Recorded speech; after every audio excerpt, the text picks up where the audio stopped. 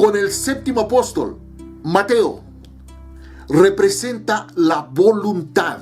La voluntad es un don de Dios, no es algo inherente al hombre. Por eso, desafortunadamente vemos que nadie que no tenga voluntad puede lograr cualquier cosa en su vida. Y se encuentra ubicado en el centro del lóbulo frontal del cerebro. El octavo es Felipe, que representa el poder. Y el poder está justamente en la lengua.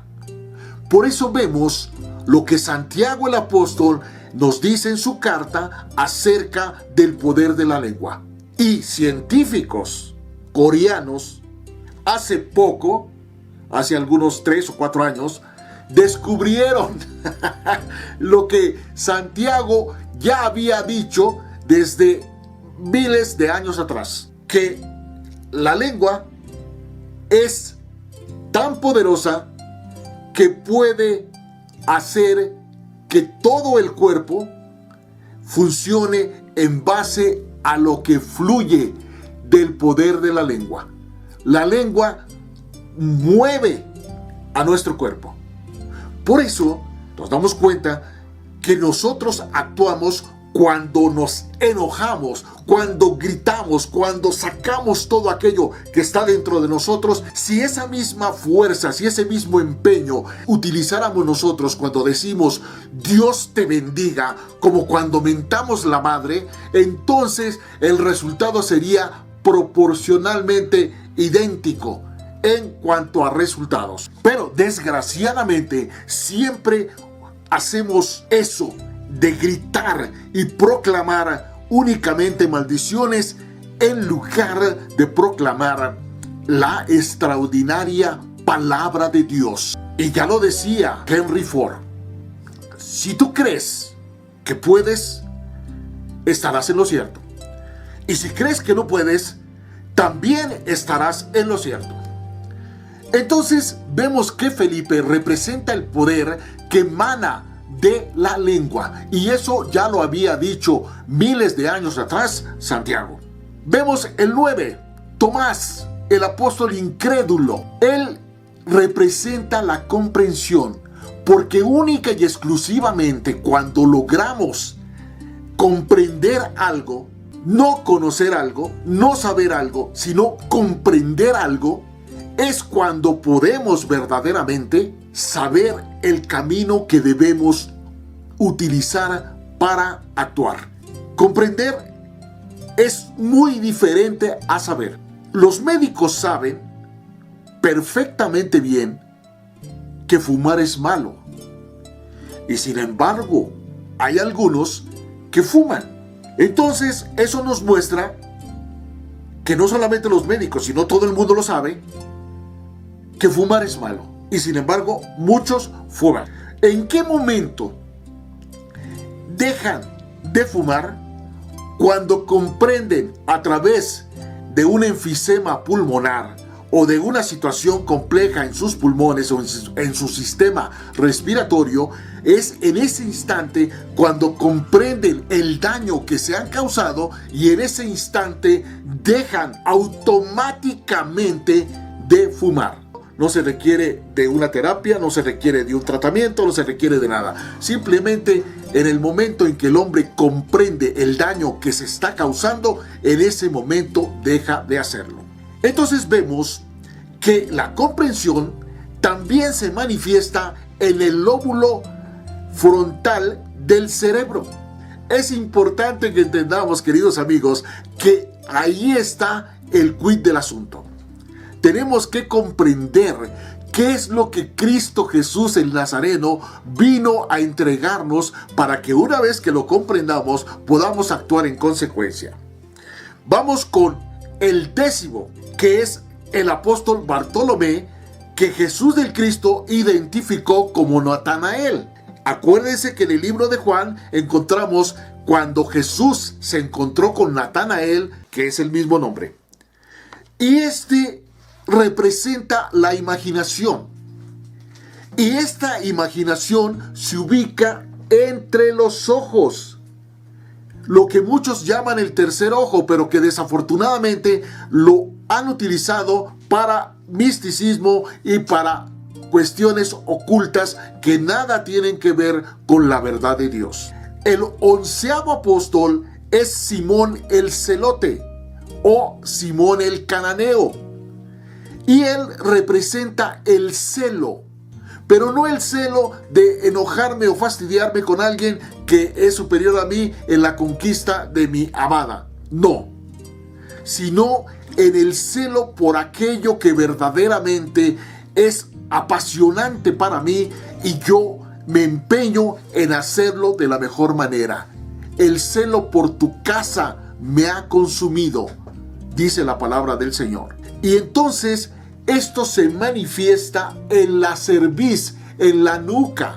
Y Satanás siempre desde el principio ha querido pisar nuestra cerviz, doblegarnos a sus enseñanzas, a sus artimañas, y eso es lo que se está logrando hoy en día a nivel mundial.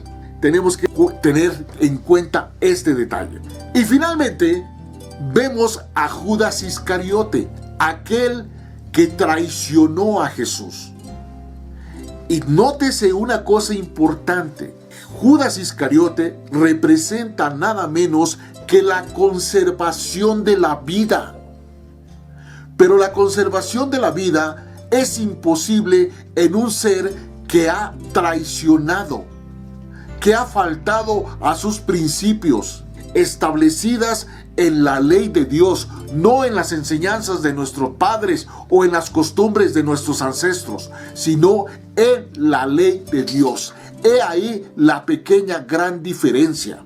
Para Judas Iscariote resultó imposible la conservación de la vida y por eso terminó colgándose, a pesar de que había logrado la riqueza que le había hecho traicionar a Jesús el Cristo. Y eso es lo que nos enseña la palabra del Señor cuando dice: ¿de qué le sirve al hombre ganar el mundo si pierde su alma? Y ahí está la clave de todo esto, mis gentiles amigos. Y la conservación de la vida se manifiesta plenamente en los genitales. De ahí surge la fuerza vibratoria que nos permite hacer y deshacer en nuestra vida. Como la columna vertebral donde se sustenta la verdad de Dios y la verdad del Evangelio de Jesús el Cristo está representado por el 12, era importante reemplazar a Judas Iscariote, que se autosuicidó. Y por eso, queridos amigos, es que los apóstoles, sin que nadie les dijera, decidieron elegir a un apóstol que lo reemplazara. Pero se les olvidó que el único que puede elegir a los apóstoles es Jesús el Cristo. Y como Jesús el Cristo ya había ascendido al cielo, entonces ellos dijeron: pues echemos un volado, y resulta que el volado eligió a Matías como el nuevo apóstol en reemplazo de Judas Iscariote. Pero, ¿qué sucedió? Como el único que puede elegir a los apóstoles es Jesús el Cristo, entonces sucedió que Jesús el Cristo se le apareció a Saulo de Tarso en el camino a Damasco, y él eligió a su apóstol número 12. Y por eso nos damos cuenta de todo lo que trascendió el apóstol Pablo, porque afortunadamente podemos ver sus cartas y darnos cuenta de que cuando el apóstol Pablo fue inspirado por el Espíritu Santo, escribió unas cartas tan extraordinariamente bellas y llevando el Evangelio a toda la tierra de los gentiles. Pablo de Tarso, que nunca conoció en persona a Jesús el Cristo, fue elegido por él en el camino a Damasco, porque el apóstol Pablo fue el apóstol de los gentiles, aunque, como nos podemos dar cuenta si escudriñamos sus cartas, Él insistió en todo tiempo en ir hacia los judíos a predicar lo que ya estaba predicando Pedro y todos los demás. Él le costó mucho trabajo y muchas veces se negó a aceptar ir a los gentiles, porque él era el más judío de los judíos, el más fariseo de los fariseos y el más tradicional de los tradicionales. Y en muchas de sus cartas intentó judaizar a todos los gentiles. Por eso es importante, queridos amigos, que no traguemos entero, que nos demos cuenta de que ha llegado la hora, y ahora es, en que los verdaderos adoradores adorarán al Padre en espíritu y en verdad. En el espíritu de la palabra extraordinaria que aparece en la Biblia y que está contenida en la Biblia, pero que es importantísimo, queridos amigos, que la escudriñemos, que la desmenucemos, que le pidamos dirección al Espíritu Santo, porque Él es el único que nos puede dar la clave espiritual para poder entender y comprender la esencia misma de su palabra. Y por eso se hará verdad esa extraordinaria promesa de Jesús el Cristo.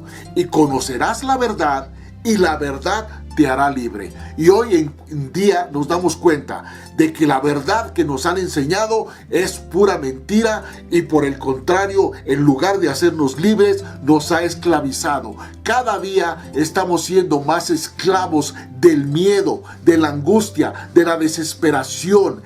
Y precisamente eso es lo que está buscando Satanás y sus huestes, principados, potestades, gobernadores de las tinieblas de este siglo, huestes espirituales de maldad en las regiones celestes, espíritus inmundos, demonios y el mismo Satanás están creando un caos mundial precisamente para que todos corramos a buscar salvación donde no existe. La salvación llegó a este mundo hace exactamente 2029 años, y para más señas llegó un 23 de agosto del año 7 antes de Cristo, no como nos han dicho un 25 de diciembre del año 0. Llegó la salvación a nuestras vidas desde hace 2029 años. Por eso, gentiles amigos, los invito a que no me crean absolutamente nada, sino analicen, chequen, pero por encima de todo, pídanle dirección al Espíritu Santo para que Él les abra los oídos de su entendimiento y los ojos de su comprensión, para entender por qué todo en la palabra de Dios está relacionado con los números. 40 días estuvo Moisés en el desierto, 40 días estuvo Jesús en el desierto. 40 años se tardaron los judíos en llegar a la tierra prometida, cuando deberían haberse tardado 40 días. Y eso es exactamente lo que está pasando, que en pleno siglo XXI, la era digital, la era de las comunicaciones, la era en que hoy tenemos más acceso a la información, hemos recibido información nefasta y negativa, porque la única información verdadera que tenemos que escudriñar, que está contenida en la Biblia, es la palabra de Dios. Escudriña mi palabra, porque ella es la que da testimonio de mí. Compartir esta información si ha llegado a su mente supraconsciente, para hacer que más personas sepan la verdad que ha sido oculta, la verdad escondida. La palabra del Señor sigue siendo oculta y escondida porque hay intereses que impiden que sepamos la verdad. Ahí está claro, mis queridos amigos. Los veo en la próxima emisión de Escudriñando tu Palabra.